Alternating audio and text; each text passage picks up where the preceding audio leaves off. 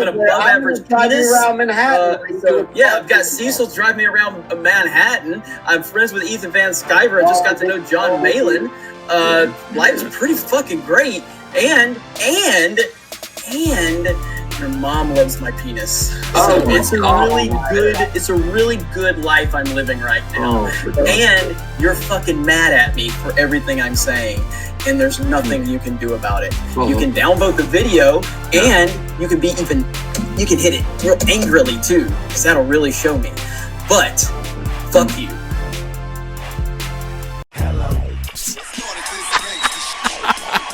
If you're enjoying this content, please hit that like and subscribe button. We need you here. My friends, things must be going terrible at Disney right now. Absolutely terrible, because the same old SJWs in Hollywood and in the culture seem to want to give a shot of adrenaline into the arm of Gamergate and the Fandom Menace. And you know what? Let's let them. Why not? Welcome to Comic Artist Pro Secrets. I'm Ethan Van Sciver, 29-year veteran of the comic book industry and a leading voice in the movement known as Comicsgate.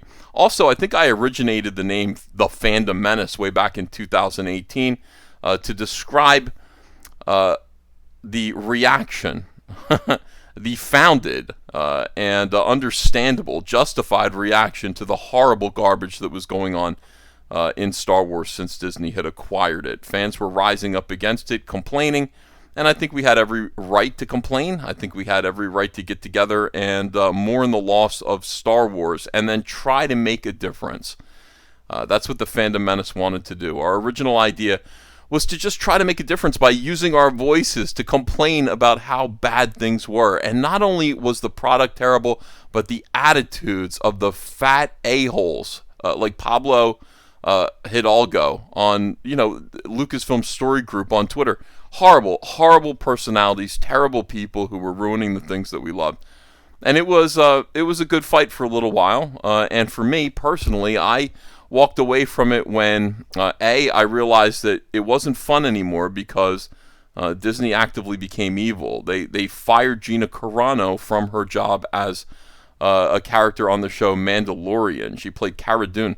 They fired her because of her Twitter. Her tweets were largely conservative, and that painted a great big target on her. They said, we're firing you for your actions, which are abhorrent. They used the word abhorrent. Disney called sweet Gina Carano abhorrent as they fired her and canceled her for her life. The amount of harassment that she endured, actual legitimate harassment, was unreal. The fact that Disney did that, the fact that Disney took that step, pushed them from being misguided liberals, in my opinion, to an actual evil corporation. And then on top of that, ESG and the revelations of what environmental social governance funding actually is makes any change absolutely impossible, outside of the ballot box. Politicians will actually have to undo and regulate and maybe even make illegal ESG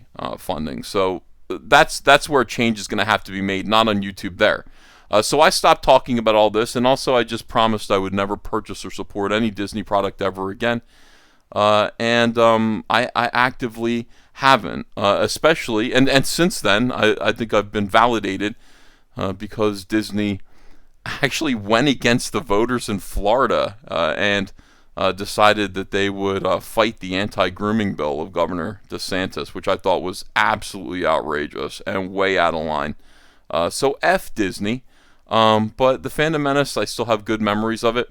It still exists in kind of a way. In a way it does. You've got Friday Night Tights and Geeks and Gamers, and you've got Eric July, and there are a lot of YouTubers who are out there still talking about Disney products, still watching the movies, still reviewing it. I disagree with them. I don't think they should do that. I don't think they should be bringing any attention to that stuff, because frankly, as you're going to see from this article, that is precisely what these activists want us to do. Melanie McFarlane trying to resurrect the Fandom Menace. And again, it's fun. It's very tempting. I want to do that. I want to get involved. I love fights like this. It's great because we're right and they're wrong. All right, so what are we doing here? Right here we see Ms. Marvel. We see Moses Ingram as Reva from the decried Obi-Wan Kenobi show. They pulled out one of their famous tactics here. They preemptively accused the fandom of being racist and harassing this one actress. And I do believe, I'm sorry, Miss Ingram, I believe you are there on this show for that purpose. That is the purpose that you served, was to become a lightning rod for fake fan outrage so that Disney could actually promote and market this show, which apparently wasn't very good, on the back of the sympathy of people who decry and hate racism, which is most people. Most people hate racism, and they don't want to be a part of it. And if somebody is treated with bigotry, if somebody is treated with prejudice because of the color of their skin, wow, most people don't like that. Social justice warriors love it, though, which is why they hate white people so much. It's very strange. But no, we don't like it, and if this were actually a thing, we'd be sympathetic about it, but it isn't. This is a strategy that they use to gain sympathy. We watched it happen in Comicsgate with the Milkshake Girls photo. It was 100% a political operation, and had no basis in reality, so I definitely recognized it with Moses Ingram. And if it really were about women being harassed, Disney would have come to the rescue of Gina Carano, and they didn't. They actually compounded her harassment. So Disney's full of garbage. Anyway, what do we got here? We've got this person, Melanie McFarland, who was a social justice warrior within television, entertainment, Hollywood. I actually have a picture of her giving a beautiful huggy and kissy to Phoebe Waller-Bridge. And Phoebe Waller-Bridge, of course, to me, is like at the nexus of toxic feminism in Hollywood. Phoebe Waller-Bridge, of course, voiced and created L337 for the money hemorrhaging Solo, a Star Wars story. We remember that. And what else? She had a rewrite opportunity on the new 007 movie, in which she decided to make the new 007 into a black lesbian. And then also, she's going to be in Indiana Jones number 5. Indiana Jones 5, I guess she's got a big role. It's likely, and I would put money on this, I guess. Put me down for a $5. I bet Phoebe Waller-Bridge is going to take Indiana Jones's place. I'll bet she's going to become Indiana Jonesette, or something like that. I think she's going to be the new Indiana Jones, because that's the same. This is the same story that they tell over and over and over again. Strong, strident women taking the place of heroic men, just stepping into their shoes. It's the only story they know how to tell. Usurpation is basically the only thing that these people want to do or believe in, or that is their aspiration. Anyway, I am a little worried here, because we go on with this large article here about, the poor victims of the Fandom Menace here. It's ridiculous. All of these people were attacked so hard, so much. No mention of Gina Carano, though, huh? No mention of Gina. Is there a mention of Gina Carano being attacked here? I don't see it. I see 1-star review bombs on Rotten Tomatoes. Oh, it's terrible. What a tragedy. On the surface, these two examples likely rate as annoying ploys to gain attention or to take swipes at giant media conglomerate that ultimately doesn't factor juvenile backlash into its decision-making process. But they also serve as a distraction from the more dangerous problem posed by a handful of YouTube influencers, such as Geeks Plus Gamers or The Quartering, whose bread and butter is anti-Star Wars and anti-Marvel videos. It is true. These guys get up there on YouTube. They make fun of Star Wars. They make fun of awful Marvel movies and comics, and they make money. If I would love to do it too. If I had more time, I'm trying to.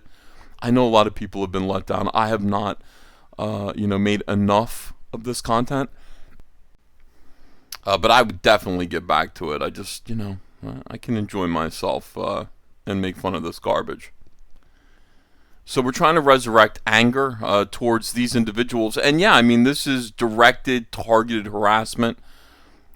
Ma'am, let me just point that out to you. As you're making, these are actual real people. I know that you're accusing them and other people, anonymous people on YouTube, of being mean to big movie stars. These are actual, real people that you're basically saying, these guys deserve your negative attention.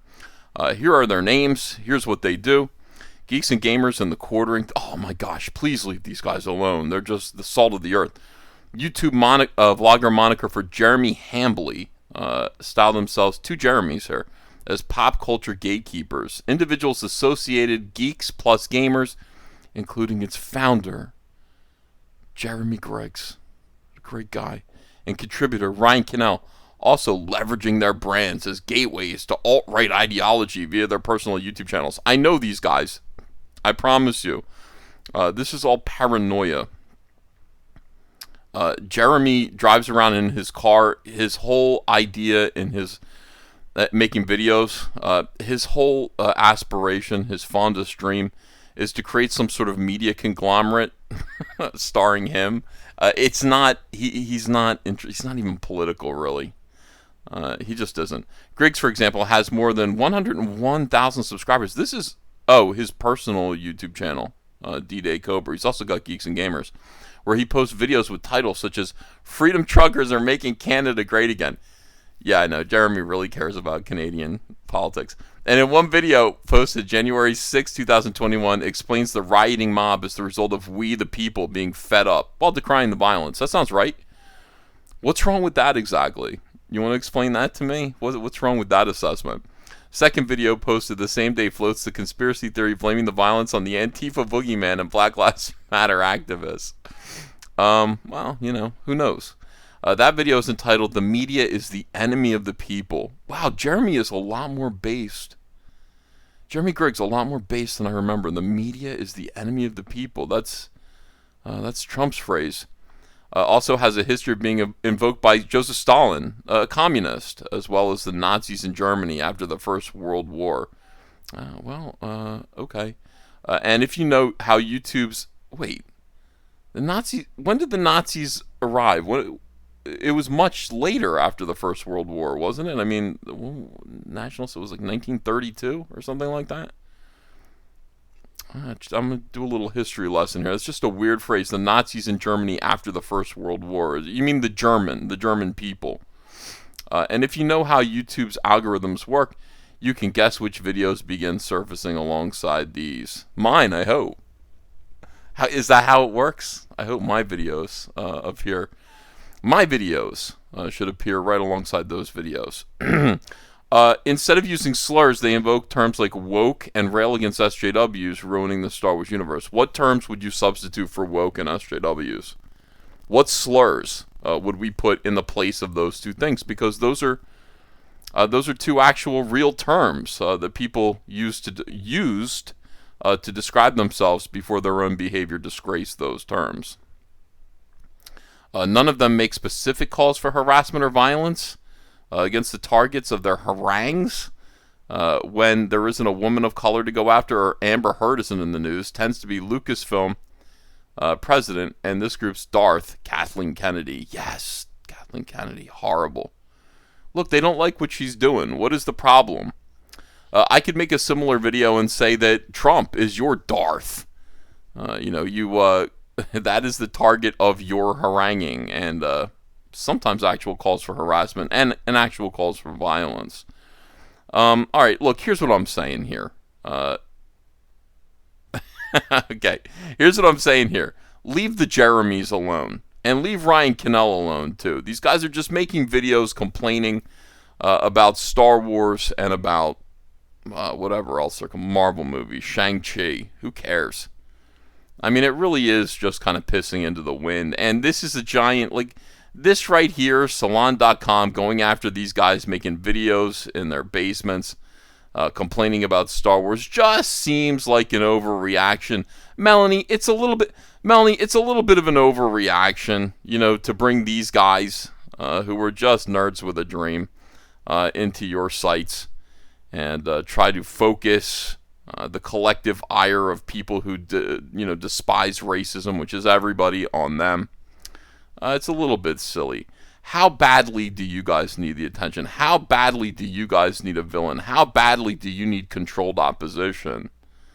that you would try to resurrect the Fandom Menace at this point. I mean, listen, it's tempting. I would like to make videos making fun of this garbage. I really would, but I've moved on, and maybe you should too. Take care. Please like this video, share this video.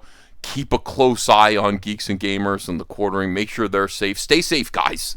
Guys, stay safe out there. That's what SJWs say to each other after they've harassed someone else, you know. Stay safe. Yeah, like this video, share this video, subscribe to this channel, and I'll see you again soon with another video. Bye. The All Caps Comics eBay store is live for all of your non-soy comic book needs. Whether it's Cyberfrog, Starblades, or Rainbow the Brute, ask for it in all caps. Check out the link in the description below. Hey, come follow me on Twitter, @EthanVanSkyver.